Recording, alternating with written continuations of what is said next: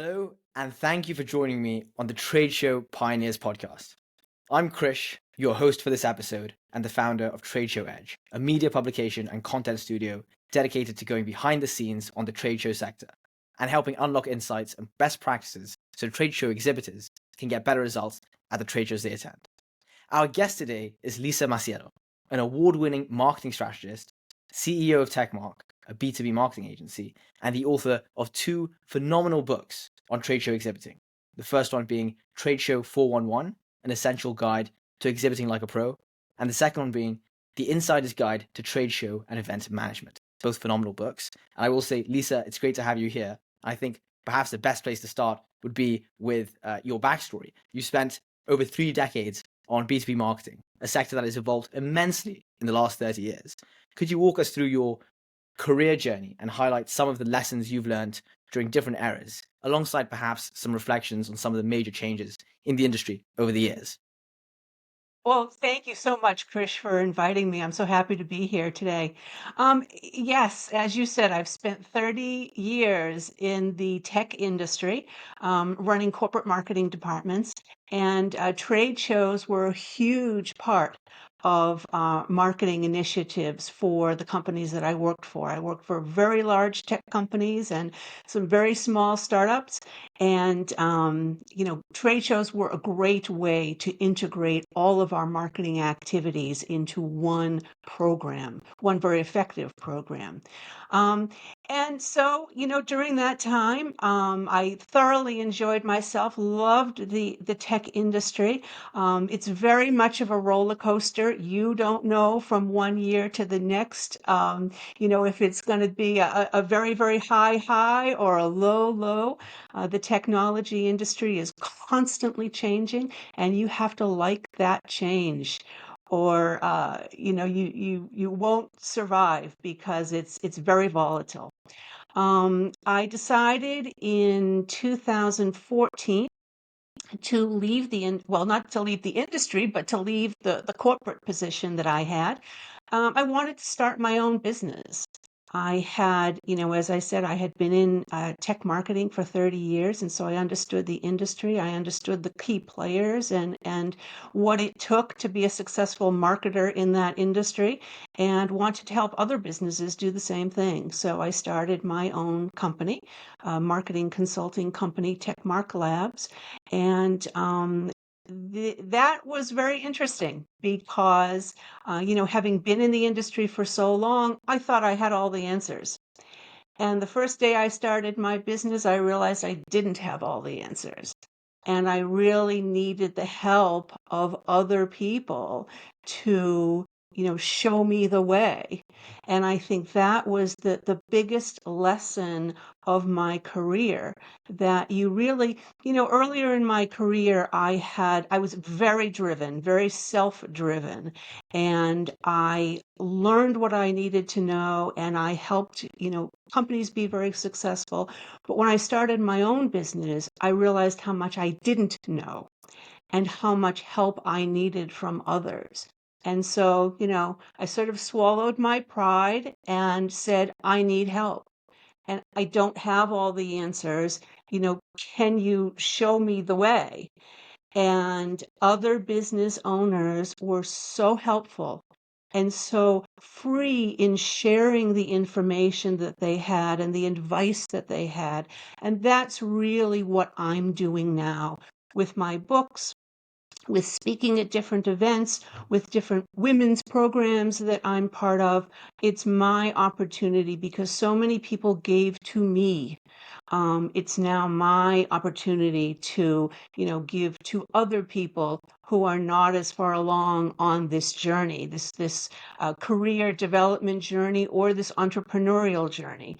So I feel, with all of the support that I got over the years, this is my time to give back to other people. Lovely. I appreciate that note on the importance of humility in entrepreneurship because you're consistently seeking to learn. And I think if I look at kind of, my friends who've started companies who I admire the most, it's the ones who are able to be most candid about, here's where I am right now. And I'm just trying to figure this very specific thing out. And they'll kind of tap into their network, figure out how to kind of do it, and then you just see how much of a difference that makes on a month-on-month basis versus like someone else who may, for example, bury themselves in kind of a corner and say, I'm going to try and do this myself, as opposed to kind of Right, tapping into the right. collective mind. And luckily, there's graceful people like yourself who share Because in I that think manner. as an entrepreneur, we feel that, well, geez, if I admit that I don't know the answer or I don't know the next direction to take, I'm almost admitting that I'm a failure because I don't have the answer. But you're absolutely not. And you will not believe the amount of people out there who will be willing to help you if you just say, I need help. Totally. I mean, actually, yeah, I'm going to try a new thing here for the podcast. For any listeners who are listening, I suggest as a tiny piece of kind of homework or an exercise inspired by what Lisa said here, how can think about this question? How can you be more candid about one specific problem you have, where you go to someone, you say, listen, this is the problem I'm having. What would you do in this situation? And just let go and see what kind of answers you get. I'm sure you'll be surprised by the level of insight, etc. I appreciate you sharing that, Lisa. Thank you. And I think that's the key. Let go. Let go. I not to kind of go on too much of a tangent here. One of my favorite kind of lines is, plant the seeds and don't worry too much about reaping the rewards in many respects, because it'll kind of sort itself out. And I think that's a good one there. But anyways, I'm getting kind of Right. philosophical here. Before actually diving a bit more into the trade show kind of expertise you've built over the years, I'm curious if you were to kind of point to, like, say, 3 big things that have changed when it comes to B2B marketing in the last 2 decades. What are those kind of big changes and kind of paradigm shifts that you've kind of noticed that you think people benefit from knowing about, such that they know where the industry was, say, 20 years ago and how it's evolved? Right. Right. Well, I think technology and the ability to understand our customers and the ability to really determine what your return on investment is.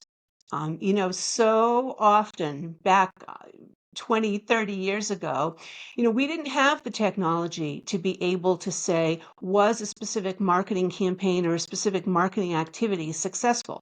We went to the salespeople and said, okay, I gave you 25 leads for you to follow up on. What happened to those leads? How many of those people became customers and those sorts of things? So, I always say that we marketers back then, we could sort of hide behind the fact that the technology wasn't available to us.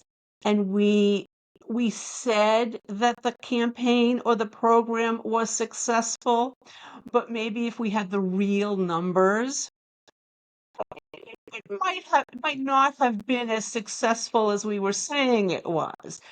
But the technology is there today. We can't hide behind that anymore. And so, you need to put the technology in place to be able to determine where your money is most, successfully being spent. And also about knowing your customers. If you don't know who your customer is, what their needs are, what their challenges are, you're not going to be successful because you have to speak to them and their needs. So I would say, the biggest benefit and the biggest change is the use of technology. Fantastic. Well, I look forward to later on perhaps tapping into questions of how technology can be used for any part of the kind of life cycle regarding trade shows. I think a good segue here to kind of start on the trade show question is perhaps to start with a story, and that is, what was the first trade show that you attended, or what is the most memorable one you've attended, such that people can kind of understand, the genuine impact of trade shows, or perhaps I'm kind of mixing questions here. If you have, if you want to share a bit about your kind of philosophy of trade shows, maybe that's a good place to start, and then kind of go for the story. Well, so, in terms of the philosophy of trade shows, so many people see a trade show as maybe those 2 or 3 days when the event is actually taking place. And that's completely wrong. A trade show begins many months before you actually show up at the expo hall, and it continues for many weeks after the show is over. And you really have to have that mindset because trade show is about integrating so many different aspects of marketing.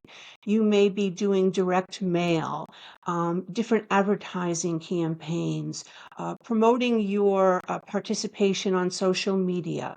You may be speaking at the event. Of course, you want to generate more leads, but maybe you're launching a new product at the show, or your goal is to build relationships with different industry leaders. After the show is over, you want to follow up on those leads. I've seen so many people, so many salespeople put those leads in the bottom of their bag on the way home, and that's where they stay. They never follow up on those prospects, so they don't turn into customers. So that's my philosophy, that you have to understand it's much, much more than those 2 or 3 days when the show is actually taking place. Fantastic. In terms of my first show, it was a comedy of errors. I have to admit that. I had probably been in the industry about 5 or 6 years at the time. I had never exhibited at a trade show before. It was my second tech company that I worked for. And, if because I'm based in the United States outside of Boston, and I think if the show had been in the United States, yes, it would have still been a challenge for me, but it would have been a little less of a challenge. My first show was actually based in Paris. So not only did I have to manage all of the marketing around the show and had to build the booth, but I had to ship everything to Paris and install the booth and, work in a country where I knew the language very little. And so, like I said, it was a comedy of errors. We designed and built the booth in the United States. I purchased carpet, which is something I should not have done, and had the carpet shipped with the booth structure. My manager said, "Well, Lisa, we've spent so much money on the booth and the marketing efforts and all of those things. We need to cut costs. So, we're going to assemble the booth ourselves when we get to Paris." Well, what he really meant was, "Lisa, you're going to assemble the booth when we get to Paris." So we get to the show, it's installation day, we're in the expo hall, and I always say that a trade show is like a theatrical production. When you're there building your booth, there are forklifts and drivers bringing the crates to the booth space. There are boxes and trash and ladders and people with hammers and all sorts of things. And you never think that it's going to, turn into this beautiful event. But when the show opens, the carpet is down and the glass is polished and everything is beautiful. Well, we get to the expo hall and we're putting up the booth. And what happened was, normally, when you exhibit, you have the floor plan and you see exactly where your booth is located. The floor plan will also include any pillars or columns that are holding up the ceiling of the expo hall. You'll see how close they are to your booth and those sorts of things. Well, the floor plan that we received originally was a little bit different from what we discovered because when we got there, the pillar that was supposed to be next to our booth was now almost 2 feet into our booth. And the problem was that I had cut the carpet ahead of time. So the carpet was pre-cut to go around the edge of the booth. Well, now the column is in the booth.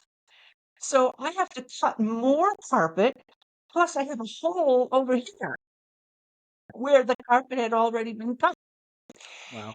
And we had a banner We had a two-tiered booth where the banner was supposed to hang nicely, drape gracefully, as if it was a sale.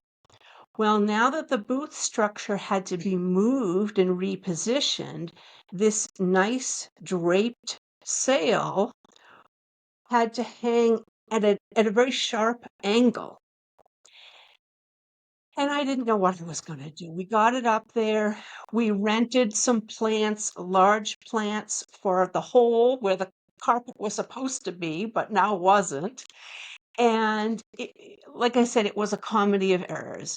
But when the hall opened on opening day and people came into our booth, no one saw it. Everyone thought the plant looked very nice. The booth was beautiful, and it worked out. But I was the most anxious, nervous person you've ever seen. That was my first experience with a trade show booth. And since then, you've loved it ever since, it seems. I'm Yeah, I'm curious. It seems like this is an example of like Murphy's Law, right? What can go wrong will go wrong, and in the preparation of something with so many variables, so many things that are exogenous and external, it's easy to kind of like feel like it's kind of chaotic. I'm curious, perhaps drawing upon the book, what are some of the tips in terms of kind of mindset and expectations, or kind of just prep in general, that say exhibitors could kind of keep in mind when they are trying to deal with what could end up being a kind of chaotic environment and trying to make the most out of it nonetheless, as perhaps things may go wrong, etc. And whether this is your first trade show or your 51st trade show, you have to prepare for everything because something will go wrong. I never expected that our booth was going to be shifted and I was going to have a round column 2 feet into my booth. What happens if, half of your booth doesn't show up? What do you do? You know, what happens if, so for example, a lot of exhibitors like to bring food and drinks into their booth to give away. Well, if you don't know that you are going to be penalized by bringing food and drink into your booth, if you haven't received approval from the concession at the expo hall, then all of that food and drink could be taken away from you. So you have to understand all of these details. And the only way, especially for inexperienced exhibitors, the only way for you to learn that is to read your exhibitor manual from cover to cover. It is your Bible. And it tells you everything you need to know.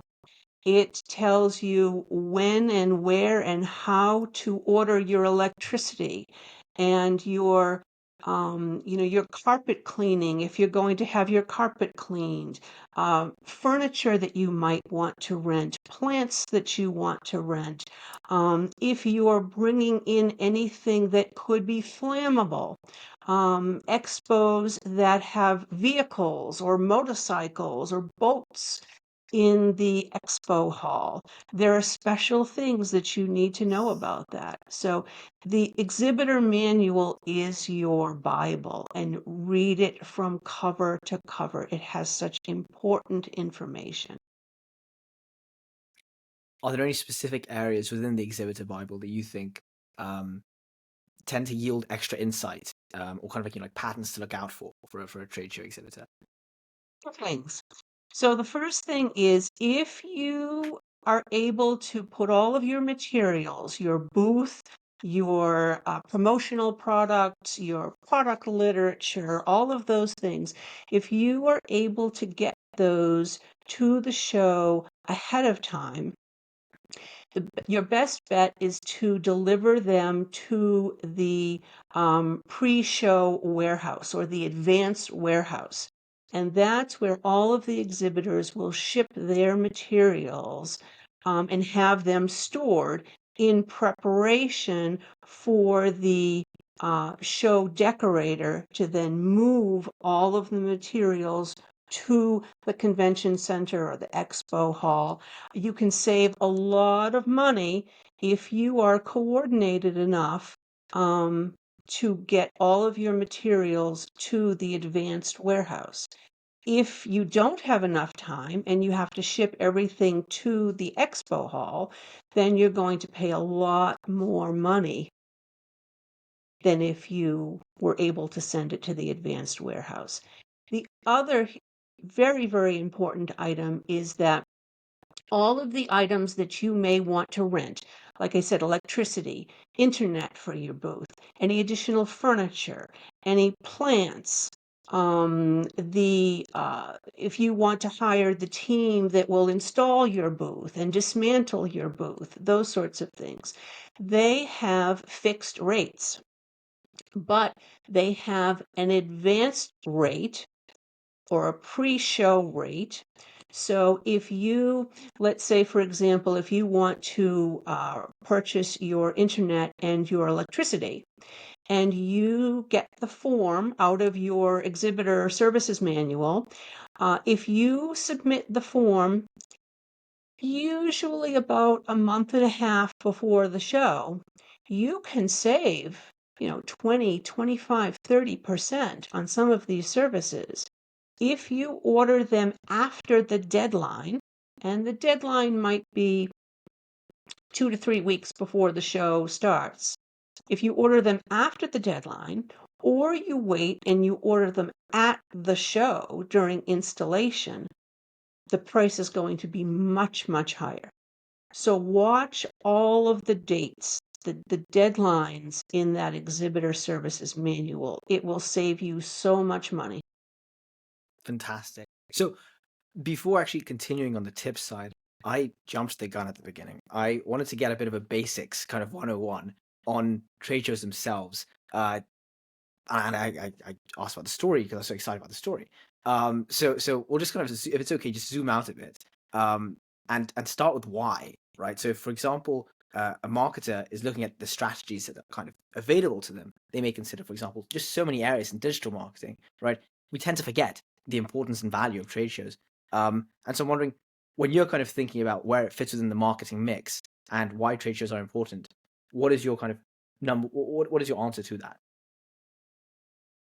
Well, trade shows are wonderful because you can incorporate so many different marketing activities and marketing initiatives into one program.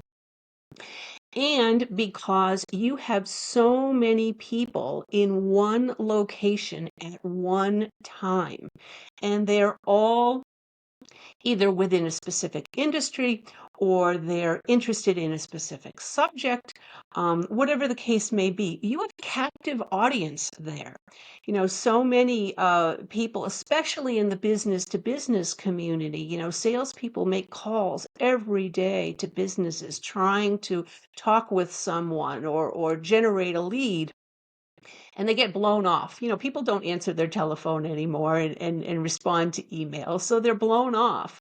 And if you have an opportunity, you may be going to a small show. There may be only 1,000 attendees, but you may be at a really big show and there could be 20,000 attendees.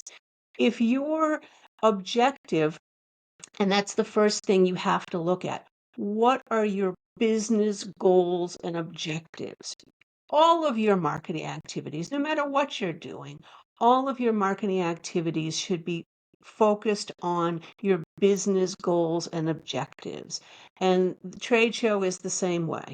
So if your business goal is to generate additional leads, trade show is a perfect opportunity because you have a captive audience of people there that are coming by your booth.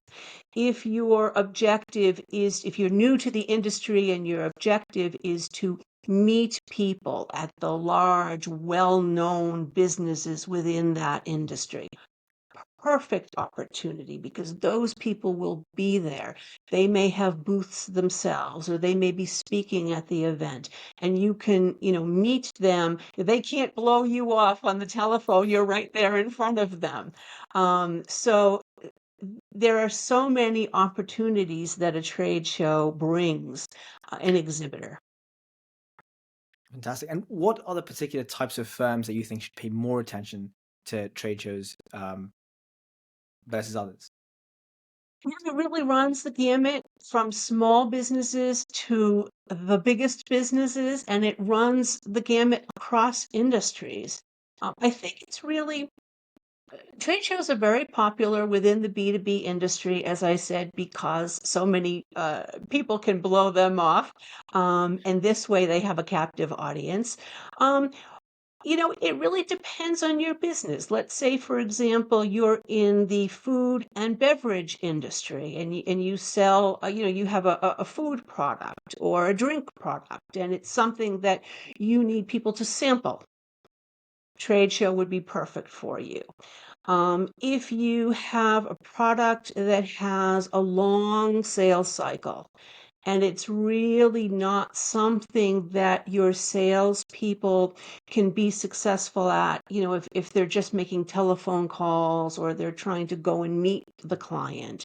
Um, if you have a product or service where you really have to develop a personal relationship with somebody, or it's a trust issue where the customer has to feel comfortable with the business. They're not going to buy something off the internet. Then that would be a perfect example of a trade show, good trade show opportunity. Those sorts of things. Fantastic. And from an organizer's perspective, what do you think the inputs are for them to know when they're running a good event or not? And how do you think an organizer and kind of someone who's actually building these trade shows, how can they better serve exhibitors and participants? They need to know the challenges and the needs of their exhibitors. The worst shows that I have been to are not the shows where we had a poor booth or our booth messaging wasn't right or those sorts of things. The worst shows were the ones where we didn't see the right attendee. So if you are going to start a trade show and run a trade show and hope that it's going to be successful over the years, you need to talk to your exhibitors, survey them. What do they need from you as the show organizer? What do they expect from the show? What does their target customer look like? Those sorts of things. Because I could, look at a trade show and say, all right, this looks interesting. This really falls within our parameters of the type of show that we would go to. I believe that, our ROI would be good for this show. But when I get there, it was just not the right type of attendee coming through our booth. We didn't generate a lot of leads, and it wasn't the right show in the end. And so I'm not going to exhibit again next year. And the only way that the show organizer knows to bring in the right attendee for me is if they talk to me about what I need and who my customer is and those sorts of things. Hmm. What about the flip side in this case? So let's say we're thinking about the exhibitor or the participants. What's the manner in which they can go about selecting the right portfolio of trade shows to attend in a given year such that they can achieve their goals? How can they do better diligence and research on that front and improve their decision making? So it goes back to what your goals are and who you are and what you do as a business. I always say, even small companies want to exhibit at the biggest trade shows. And I say, but think about it. So let's say you sell a product that is very geographically focused. So I'm based in the New England area in the United States, and maybe there is a company that has maybe they sell note cards that have New England images on the note cards. And, there are pictures of Boston and fall scenes, leaves falling from the trees and things like that, things that are very specific to this region. Well, I don't necessarily want to go to California to a trade show, even though it might be the largest stationary trade show in the country. If my goal is to generate leads and people who want to purchase my note cards, it may be best to go to a more regional trade show in this area for attendees who are interested in note cards and products that promote this region. Now, if my goal was different, as I said, your goal may not be to generate leads. Your goal may be to meet influential or important people in the industry.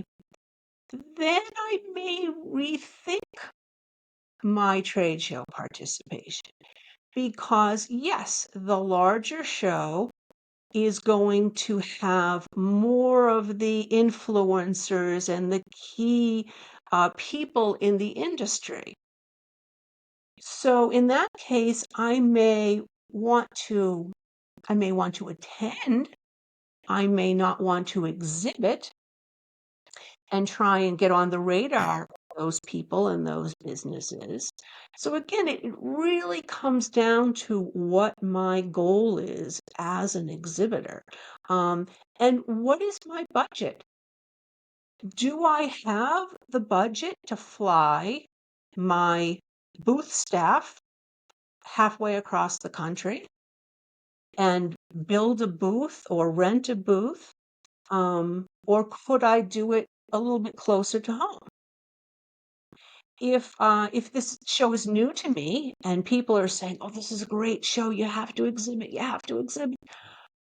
Well, I might consider, as I said, attending first, just to see who the exhibitors are, what the educational sessions are, the presentations.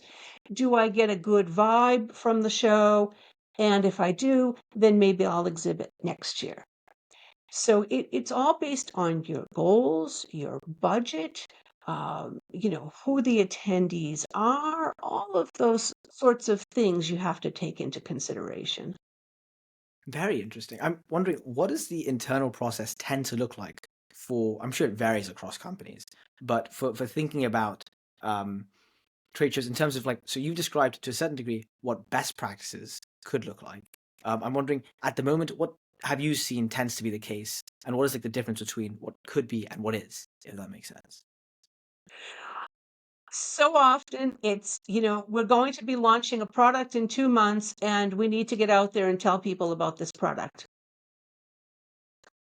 Simple. And I see that all the time.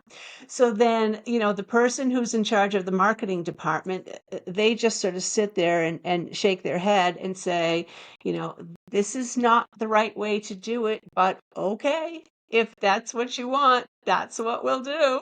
And, they scramble to put a booth together.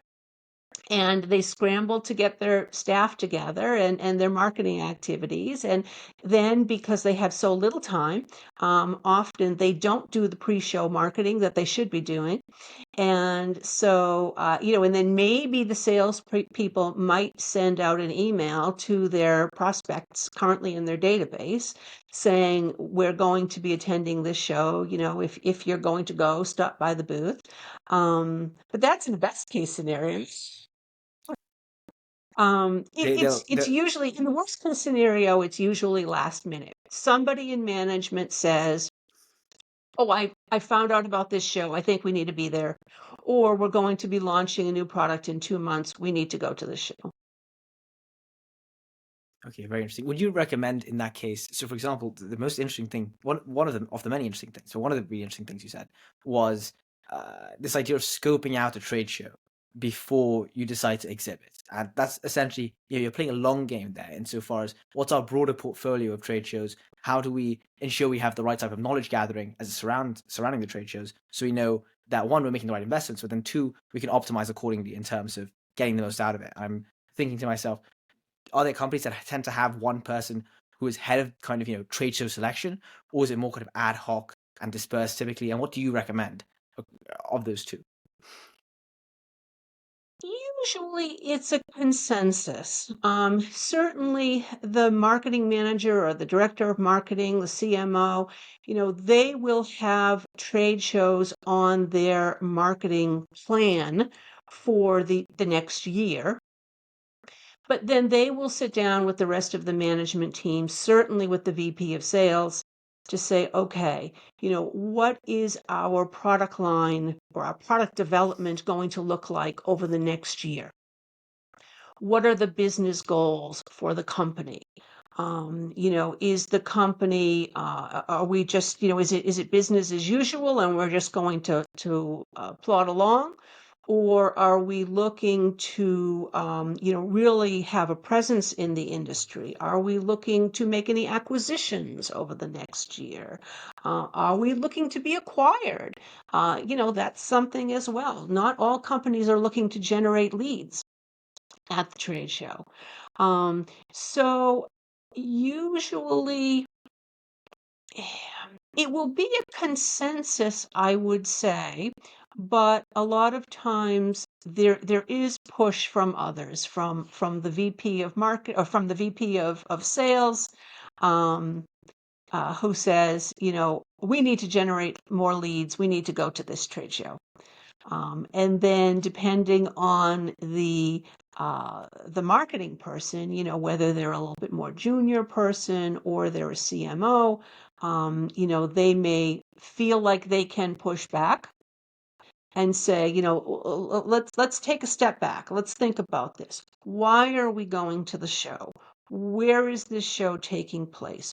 Who are the attendees? How many attendees are going to be there? What other exhibitors are going to be there, and those sorts of things. And let's rationally talk about why we would go to this show. And, if you're a little bit more junior marketing person and your VP of sales comes to you and says, we need to go to this show, you say, okay, we need to go to Yes, this boss. show, and you start working. So it varies on the level of pushback the marketing person can do within the organization. Okay, interesting. So I guess to a certain degree, what we've just discussed is meta strategy surrounding trade show investment decisions, right? A lot of your book also contains just an immense kind of level of insight on the essentially 3 stages of the trade show, right? You mentioned it's not just the 2 days; it's the before the trade show itself. We've just spoken about selection, but there's also questions of kind of pre-marketing process as a whole. There's the during trade show kind of tactics that one may have to ensure maybe you're targeting the right people, you're kind of looking for those conversations. And then this post trade show, those 3 months afterwards. I'm wondering if we could spend a few minutes on each of those sections and you could kind of share some of the insights or even examples, case study stories as it relates to what people can kind of, integrate into their own brains as they're thinking about how can we as a company or how can I as a CMO do better when it comes to this part specifically of trade show marketing. Sound good? And that's what you have to think of. You have to think of it as 3 distinct parts. And that's why when I was putting the book together, I thought I really need to separate it into those different sections. So I put a little list together for you. So Oh, very nice. for Let's go. pre-show, so as you said, we have pre-show, we have on-site at the show, and then we have post-show activities. So pre-show, and most of the things that I want to talk about and to help people with is either saving money or saving time or those sorts of things. So the first one is about the pre-registered attendee list. So this is chapter 8 in the book. So here's the book, Trade Show 411, and this is chapter 8. It's quite common once you become an exhibitor to receive as part of your exhibitor package the pre-show or pre-registered attendee list. So these are people who have come to the show website and have already registered to attend the event. And you may, I shouldn't say you will be given this, but it is made available at many trade shows. And it's free information. It's a free database of people who have already raised their hand and said, I'm coming to this show. Use that list. Yes, you should use your list of, the people in your database and those sorts of things. But these are people who are going to be there. So use that, send them emails, market to them, call them, and talk to them about what you are doing at the show and invite them to come to your booth. They're going to be there. So it's a terrible waste if you don't use that list. So that's the first thing. If I may, sorry. Okay, absolutely. Okay, sorry. You showed me the book, so I've got my notes that I was taking whilst kind of having the conversation. But here I have like the trade show kind of 411 book as well on my Kindle, which is right next to my notebook as I was obviously listening. But anyways, continue. Sorry, you showed the Excellent. book. I thought I'd show it as well. So the second thing I would say under pre-show tips is chapter 12, submit an abstract to speak at the show. So often, see, there are two reasons why people go to the show. They go to see all of the exhibitors and to see what new products and what new services are offered across the industry. But they also go to be educated, to listen to the presentations, to listen to the keynote speakers and those sorts of things, to be educated and informed on what's going on and learn new things that they can take back to their office or to their home. And so often a trade show will open sometimes a year, but I would say within 9 months of the show, they will open their call for speakers. And they may put a page on their website that says, our next show is going to be taking place on these dates. We are going to focus our educational sessions on these topics. If you happen to be an expert in any of these topics, we would love to have you speak at our event.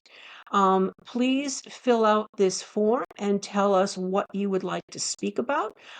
Maybe give us 3 bullets on what you will teach the attendees that come and see your presentation.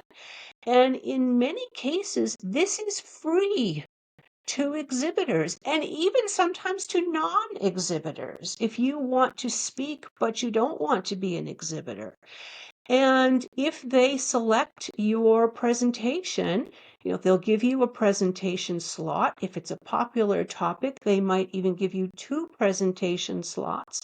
And you can, the attendees will come and see you. You give your presentation and you really position yourself and your business as an industry expert, as a leader, someone that these people should talk to. And so often, when I've spoken at trade shows, people have come up to me after the presentation and said, that was a great presentation. I learned so much. What's your booth number? And, could I stop by and chat further? And you can also use that as a marketing opportunity. You really shouldn't use a speaking opportunity to sell, sell, sell. It's your job to educate, educate, educate. But at the end of the presentation, you could say, just for those of you who came to my presentation, we're going to be offering you a 25% discount if you stop by our booth this afternoon, or maybe you sell software as a service and you say, if you stop by our booth during the show and you say that you attended my presentation, we'll give you 3 months of free service or something like that. So that's another opportunity for you to generate traffic into your booth and get more of these attendees to not only see you as an expert, but to stop by your booth as well. And again, it's a free opportunity that people really should take advantage of. Fantastic. I So like the educate framework as well. I think that's incredibly important. absolutely. And if your abstract that you fill out at the beginning, if it appears to the judging committee, because there's usually a judging committee who determines what presentations will be at the show. If they get any inkling that you're going to be selling during the presentation, they won't accept your Mhm. abstract because that's not what you're there for. You're there to educate the attendees.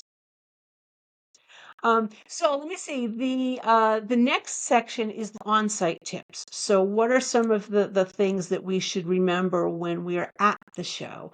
One thing, and I always mention this because it caused me so much grief at the beginning of my trade show career, my exhibitor career.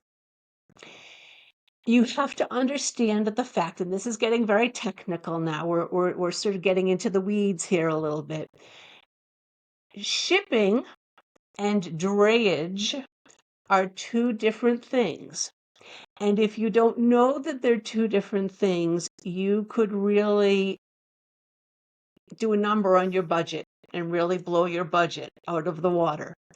So shipping is, what you do when you send your trade show booth and all of your materials and your carpet and those sorts of things, when you send it from your company or your exhibit house to the show. But then while you're at the show, the show decorator, the show organizer, they will bring your materials from the advanced warehouse to the hall. If you have any packages that you sent directly to the hall, any FedEx packages or anything like that, if you need more literature and you call your office and say, hey, send us some more literature because we've run out, any things that they bring to your booth, that's drayage. And when your booth gets packed up when the show's over and it gets taken to the loading dock for shipping, that's also drayage. So in your budget, when you're preparing your trade show budget, you have to have a shipping line item and a drayage line item because they're two different things. And I didn't do that.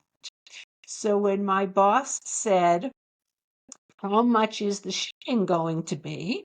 I told her how much the shipping was going to be, but I didn't have a drayage line item. So I went Right. over budget for that line item about $2,500.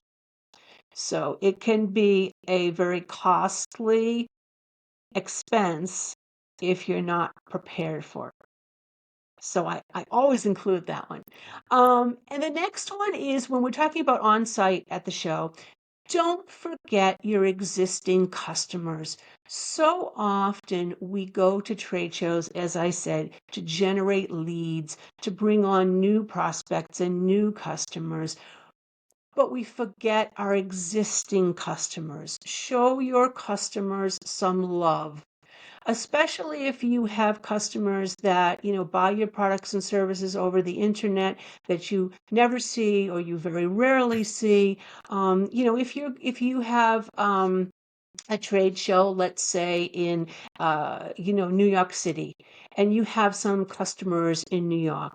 You might want to send your salesperson, if your salesperson is going to be in the booth anyway, send them out a day ahead of time and have them go and visit those customers.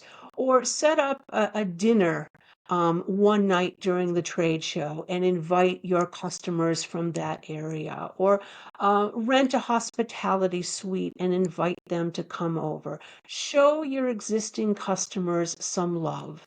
It's also an opportunity for the marketing department. Videos and video marketing is so important nowadays. So, set up an area where you can interview your customers and have them talk about, how great your company is, how wonderful your products and services are, and those sorts of things. So, don't forget your existing customers. And then Fantastic. we move on to the post-show activities. So, as I said before, and, sometimes it can be a little bit funny, but it's absolutely true. Follow up on those leads. Don't stick them in your bag and forget about them. You went there to generate leads. Now follow up and close those leads and turn them into customers. So, maybe send out an email after the show to all of the leads that you generated. First email, say, have a picture of the booth because we see so many booths at the show that we forget when a company sends us an email after the show.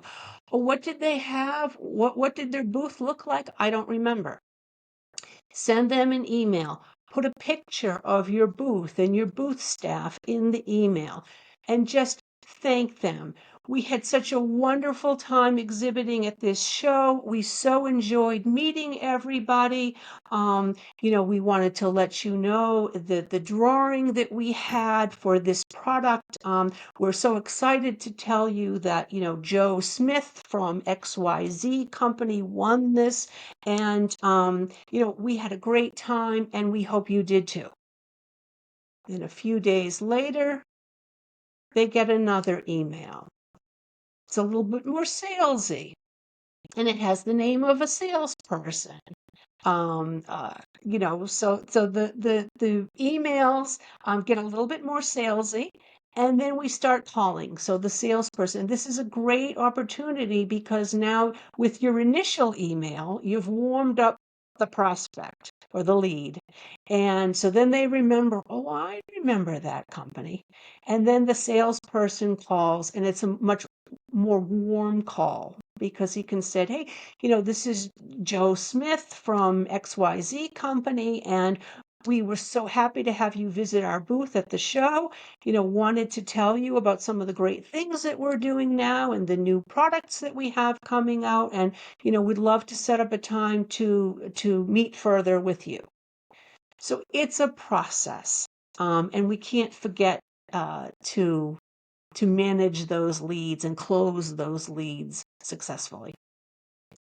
And then the last one is to analyze that ROI. You can't go to your salespeople and say, well, how did you think the show went?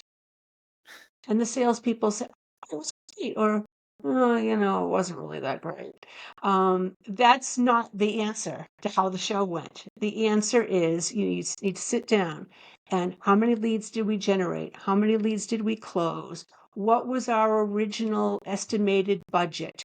What was our final budget? And all of those things. So you really have to do a post-show analysis of how successful the show was. If it was successful, great. Do more of it, participate and do more of it next year. And if it wasn't as successful as you thought, then maybe you participate in another show or you do things differently. But you won't know how successful it was unless you do the analysis, on what happened at the show. So those are my Wow. tips. What a tremendous wealth of knowledge. I can imagine listeners kind of writing these things down, or they can buy the book after the episode, That's right. and hopefully applying some of these best practices. Phenomenal ideas. Thank you. So I feel like now that we've touched upon the direct tips, I'm curious, as we're trying to seek more color and some more examples and maybe kind of enhance our creativity here, are there any specific case studies that you would be able to kind of share of companies doing a great job creatively or pragmatically in kind of maximizing their kind of trade show success? So like any just stories and what just so people can know what it looks like when a company is kind of just hitting it out of the park when it comes to a trade show, and what the results of that tend to be as well. It really it comes back to one thing that we've been talking about the whole time. It really comes back to you need to understand, the pre-show activities, the on-site activities, and the post-show activities, and really manage them through the process. So, you've worked with your management team back home at corporate, and you've thought about why you're going to the show, what your booth is going to look like, what your messaging is, and what your collateral looks like, and those sorts of things. Then, based on that, you've taken your pre-registered list and you've marketed to those people and said, we're going to be at the show. Come and stop by and talk to us about specific product, or come and put your name in for this drawing, or whatever the case may be. Then you may have an evening reception that you host, or you may sponsor a keynote presentation. You do social media to promote the fact that you're going to the show. And so it's I don't want to say that the shows that stand out to me are the ones with, the biggest booths or the most flashy booths or those sorts of things. It's the companies and the people who have understood the individual elements of a trade show and implemented them effectively. And that may Fantastic. not be a sexy answer, but that's the real answer. It's a pragmatic answer. It's a It's pragmatic answer. it gets to the core. So then maybe moving away from the pragmatic answers to the more kind of story-esque answers. I think when we first spoke, you shared a story of a trade show adjacent event that impacted the trade show itself.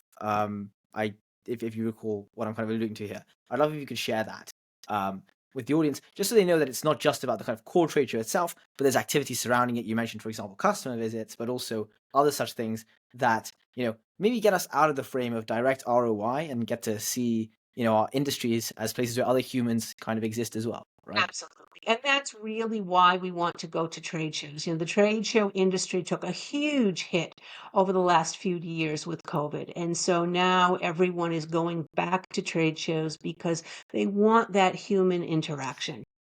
So the trade shows that I remember most they have absolutely nothing to do with the booth. They are the ones that really touched my heart or made me think about activities that happened outside of the booth area.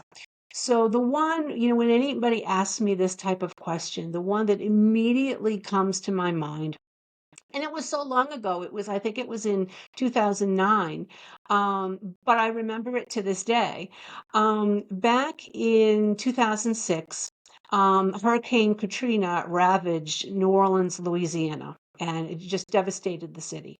And a couple of years, 2 or 3 years later, I went to a Microsoft conference. They decided that, New Orleans was ready to hold another a trade show. And so Microsoft had their large partner program trade show in the New Orleans Convention Center. And I think what they started, I'm not sure actually if Microsoft started it, but certainly they started the idea. And more trade shows today have, usually a day or two before the show begins, they have what they call their day of giving. And so at that time, even 3 years after the hurricane Katrina, New Orleans was still rebuilding. And so Microsoft decided that they would ask attendees and exhibitors if you would be willing to join us, because Microsoft partnered with Habitat for Humanity, which is an American organization that goes around the country and builds homes for people. And so they said, we have partnered with them, and we are going to go to an area of New Orleans, to a specific neighborhood, and we are going to help Habitat for Humanity build houses while we are here. And also, there were a couple of schools that they were rehabbing and they were painting and putting new landscaping outside and those kinds of things. So they said, if you would like to join us on our day of giving, you can decide if you would like to join us in building homes, or if you would like to go to one of the schools to paint or to plant bushes and flowers and things like that. And so I joined with Habitat for Humanity. We got in our buses and we were driven over to this neighborhood. And, I hammered nails and I painted and I did, anything that needed to be done for the day. And it was one of the most memorable things that I have done at a trade show. And so you think, well, what does that have to do with a trade show and selling? But you take the bus to the activity and you're sitting with other exhibitors and other attendees and you're working together in the hot sun all day, and you get talking about who you are and who you work for and what you do. And, you tell people about the products and services that you offer, and they say, oh, that's interesting. I didn't know something like that existed. What's your booth number? I'll stop by tomorrow and, we can chat further. And so, it's the human interaction, that happens around those other activities that are often outside of the expo hall, that are successful and the ones you remember the most. That's wonderful. I love that very much. When I it's the investment firm that I work at, it's called Sturgeon Capital, and they we had the AGM in March. We went to Georgia, and it was tremendously fun to go. But we went skiing with people who are part of the kind of startup ecosystem and investing ecosystem in those regions. And it was, yeah, as mentioned, it's just like, the camaraderie that comes from an activity. Obviously, skiing's a bit more indulgent, significantly more indulgent than the work you guys are doing. But nonetheless, I think that memorable events that get us out of the office in that way are just so tremendously important for one, just like being human, but two, they have those meaningful knock-on effects on a business side as well. And I think a world with more of that is a world that is better in many respects. And it's the human interaction because, even when you're in your booth, you're walking down the aisle and you still, even though you see people in the booth, you still have this sort of mindset of the company as opposed to the people within the company.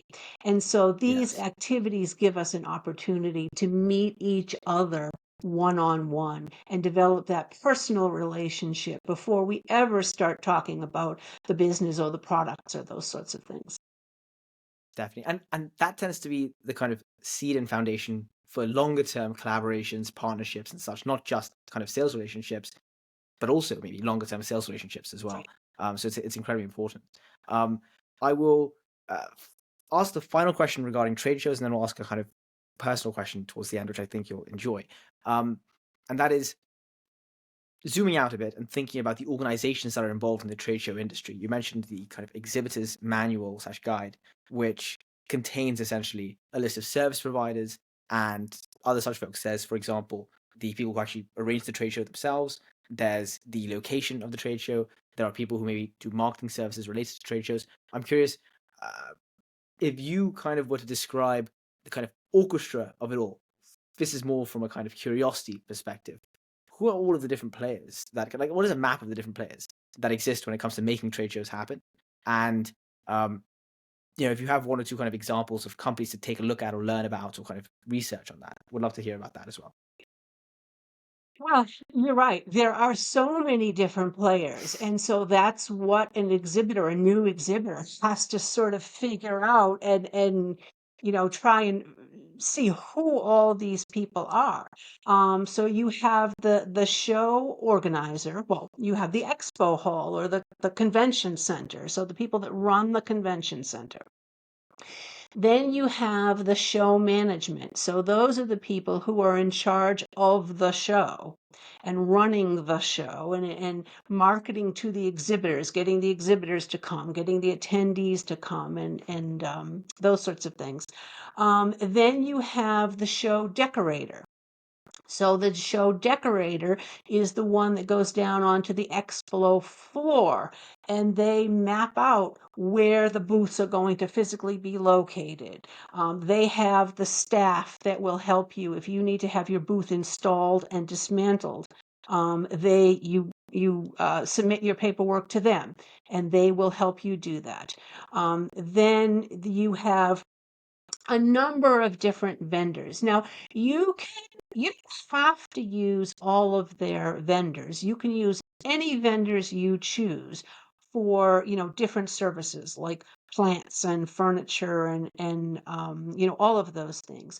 But those vendors have been pre-selected by the expo hall and the show organizer. And so it's just easier, especially if you're less experienced. It's easier to use those vendors. So you will have the electricity vendor, and you'll have the furniture rental vendor, and you'll have the plant vendor, and you'll have all of these other vendors, the photographer that will come and take pictures of your booth. And one key point is that because there are so many different vendors, and it's very important for you to remember that you should set up your booth in a specific order. We didn't talk about this and we probably don't have time to talk about it, but you need to look at all of those vendors that you're working with and make sure that you have those vendors coming to your booth and delivering whatever they need to deliver in a specific order. That's very important. So it's a juggling act. And the companies that do it well are the ones, again, that know their exhibitors and know the needs of their exhibitors. Because if an exhibitor doesn't feel that they are being heard by the show organizer, they won't exhibit again. Totally.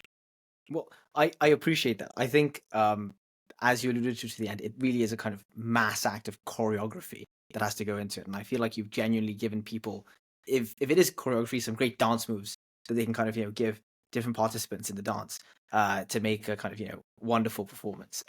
So now, final thing is that your writing and track record obviously points to broader purposes than purely mastering trade shows, although I think it's very exciting. You're on the board for the Girl Scouts, and you're the chair for the Center for Women in Enterprise. And you also write quite a lot on personal growth. And so, given that, I'd love it if you could share perhaps a story or an idea that has impacted you as it relates to giving back to others, purpose, personal growth. Would love just like any anecdote that kind of is in that realm that comes to mind before ending the episode. Anything that inspires you, really. I know it's a bit of a vague It question. started, as we talked at the beginning, it started when I started my business. And it wasn't something that I thought of one day and then the next day I just started my business. It was something that I had thought about for many, many years and had wanted to do. So I thought when I started the business that I had all the answers and I knew exactly what I was going to do. And, you learn very quickly that you don't have all the answers. And so over time, as I as I let myself go and I sort of humbled myself and said I need help or I don't know the answer to this, so many people helped me, and I was grateful. They were free in their sharing and in their knowledge, and I was so grateful for that. And then over the time, as I've grown my business, I've also had an opportunity to work with different organizations like the Center for Women and Enterprise rise. And I've been invited to meet with women from different countries around the world to talk about women in business and the challenges that women in other countries face when starting to or thinking about starting a business. And so I really wanted to use my knowledge to give back and to say, this is, I'm not looking for for money. I'm looking to give back. And whether it's giving back to women who are earlier on their journey than I am, or it's, anyone who says, I'm thinking about starting a business, what should I do? Or, I'm new in marketing, can you give me any advice? I'm happy to share. I have throughout my career, I have had people who have shared their knowledge and their expertise with me. And so, it's time for me to do the same. Wonderful. Well, on that note, I deeply appreciate you sharing that expertise with us in the last hour. Lisa, thank you so much for being on the podcast. Thank you so much, Krish. You have a good day.